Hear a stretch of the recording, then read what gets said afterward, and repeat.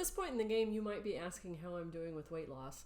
Although many of you that are following me are on Facebook, so you've kind of seen my posts.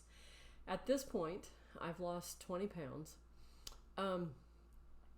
That is great in itself because I haven't done that in like 16 years. But there are other things that are happening with my body that I think are even more important. I used to suffer, I'll say used to, because right now I'm not, from sciatic nerve, terrible down my left leg. Always have, even in my 30s. And then aches and pains as I got older, and I think some of that has to do with the hypothyroidism.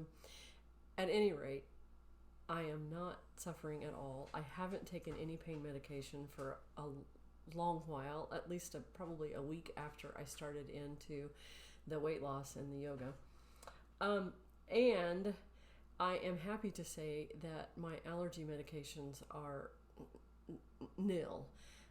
They've been bothering me a little bit here in the last couple of days, but I think that's because the humidity has really ramped up. I'm not sure, but I know that the year-long taking 365 days a year of Zyrtec and then having to add Singulair this spring before I started into all of this, sometimes doing Flonase. Oh my gosh. So I am so excited to be off of those and doing everything I can with my diet and exercise and the nutrition that I'm putting in my body to not go back on those medications, or at least to do them very minimally. And right now, I'm not having to do any. So those are just a few of the things, but the major ones to me. And I am focusing a little bit more on my allergies and how I feel because it's so different than it has been for probably, well, I can't even remember the last time that I didn't have an ache or a pain. So anyway, here's the thing with focusing on weight. I'm not the first person to ever lose weight.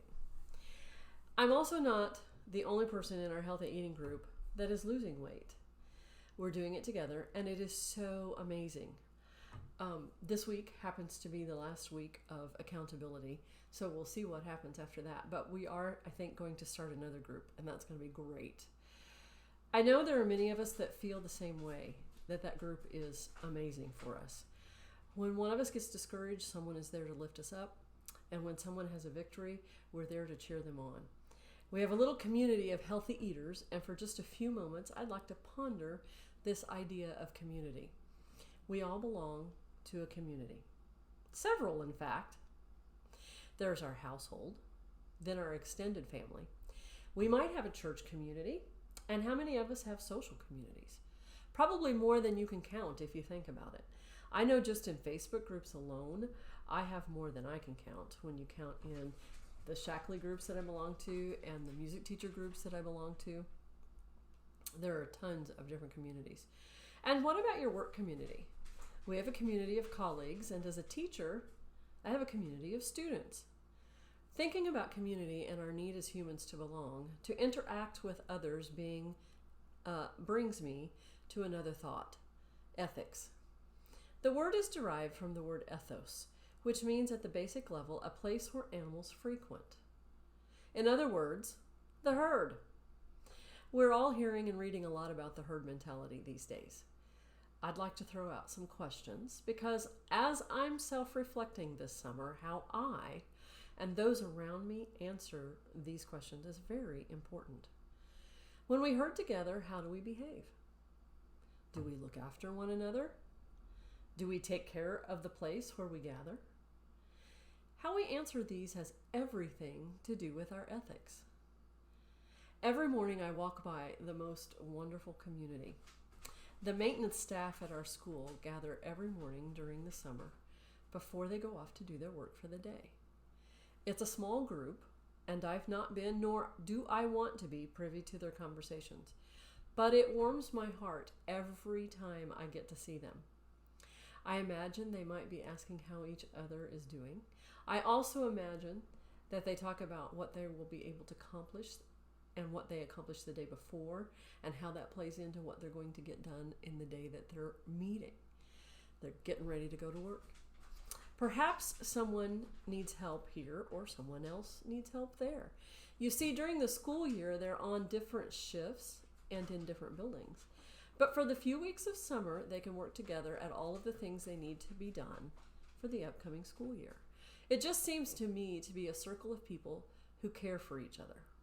Which brings me back again to the word ethics, derived from ethos, which means herd or group. Ethical codes improve our lot with everyone we experience life with. How often do we take the time to step back and analyze how we react with the herd? For me, that's what this journey has been a chance to do. What if we all stepped back? What if the code of ethics by which we live wasn't so rigid, but dynamically alive and constantly changing to improve the experience of the herd? Are there some parts of our code that are larger than the herd? Of course there are. Without a spiritual connection to something larger than ourselves, we would most definitely lose our way. We must be small enough to understand we're a part of something much greater, but large enough to know that everything in life is changing. You might wonder if I do these videos off the top of my head, but I've made it no secret, I don't think, that I follow a written script. First, I don't speak well enough to talk off the cuff. And second, I love to write. These videos are verbal communications taken from my journal. It's a process I've started to help me reflect and examine where I've been and where I want to be. Perhaps you'll recall from the first video or so that I said I wanted to become a more compassionate, caring person to those around me, those in my herd. I encourage you to join me and begin writing about your day, the good and the bad. As a teacher, there are always those teaching moments that we really transformed the teaching into learning. But there are also those moments in which there is no connection to our students whatsoever. Reflecting upon these moments keeps improving that code of ethics. We want those transforming moments within our lives to be more abundant than the stumbles. I, for one, need to continue refining my life with the herds in which I belong. I believe most of us do. Reflecting, journaling is just one tool toward the goal of improving life within our communities, and it's everyone's responsibility. There just can be no task more important in our lives than continuing to improve our ability to love and care for others. Get out your pen and paper, folks. Enjoy a few moments writing the old-fashioned way. But before you go, like, share, and subscribe. I'll be in Oregon by the next episode, and at that point, you might just get to see how I am impromptu. I'd like to show you the sights. Until then, God bless.